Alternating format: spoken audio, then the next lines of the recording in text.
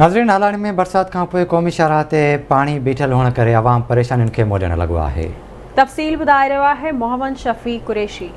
ताज़ो थियल बरसातुनि खां पोइ सॼी सिंध जा हालाणी जा शहरी बि ॾुखियाईनि खे मुंहुं ॾेई रहिया आहिनि।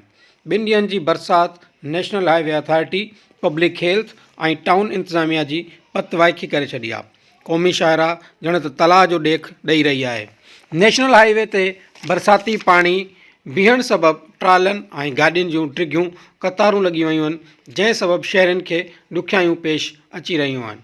हिन हवाले सां दुकानदार ऐं शहरनि आवाज़ न्यूज़ सां ॻाल्हाईंदे चयो त ही नेशनल आवाज़ तो जेको आहे पाकिस्तान में वॾो जेको नेशनल आवाज़ जेको कराची खां इस्लामाबाद ते जेको गाॾी वेंदियूं आहिनि, उन में ही नेशनल हाईवे ते जो रोड जेको आहे 3 ॾींहं थिया बरसाति लॻी थी पिया, रोड वेही आहे, जेको आहे माण्हू जेको अच वञ वॾा खॾा गोॾे जेड़ा खॾा पइजी विया आहिनि। रोज़ जेको आहे ॾिसण में थका था जो ट्रक जा जेके टायर ऐं राडूं टुटनि थियूं।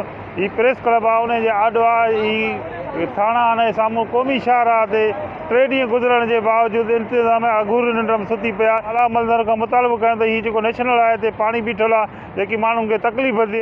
तव्हां ॾिसो था 2 ॾींहं रुगो कण पए थी त हिते रोड ते पाणी बीठो वञे, प्रेस क्लब जे साम्हूं पाणी बीठो आहे। ऐं हिते जेको आहे नेशनल हाईवे में हर महीने जे करोड़े रुपयनि जूं बजटूं अचनि थियूं ऐं जे रोड जो कमु थिए थो बसि नाले मातर जेको खॾनि खे जेको आहे मिटी लेप ॾेई ऐं जेको सीमेंट ॾेई ऐं जेको नाले मातर कमु कढी हलिया था वञनि। करोड़े रुपया खाई विया आहिनि। 2-3 ॾींहं थिया आहिनि बरसाति खे हले पई थी ऐं उनखे न रोडिस वारा आहिनि, न को ॿियो कोई अहिड़ी इंतिज़ाम अचे थी, न को असांजो को टाउन वारा आहिनि, न को DC साहिबु आहे, आला हुकूमत का बि असांजे कान आहे। हितां हे ॾिसो था असांजी प्रेस क्लब आहे, इनखे तकलीफ़ आहे। हेॾो बि शहर जेको आहे हालाणी जो ॿार पढ़नि था, स्कूल हेॾो आहे, उहे बि हेॾे क्रॉस करे नथा सघनि, घरनि में वेठा आहिनि।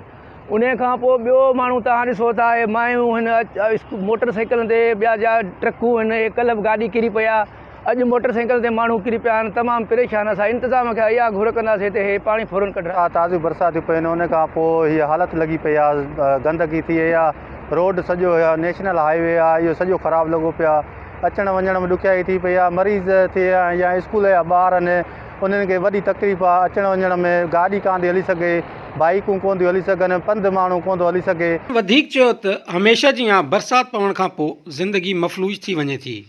स्कूली ॿार वक़्त सिर स्कूल बि नथा पहुची सघनि। इन खां अलावा मरीज़ ऐं बीमारनि खे खणी अचण वञण में ॾुखियाई पेश अचे थी। हिननि लाॻापियल इंतिज़ामिया खां घुर कई त जल्द अज़ जल्द बरसाती पाणी निकाल करे शहरनि खे रिलीफ ॾिनो वञे। कैमरामैन ज़ीशान रिन सां गॾु मोहम्मद शफ़ी कुरैशी, आवाज़ न्यूज़, हालाणी।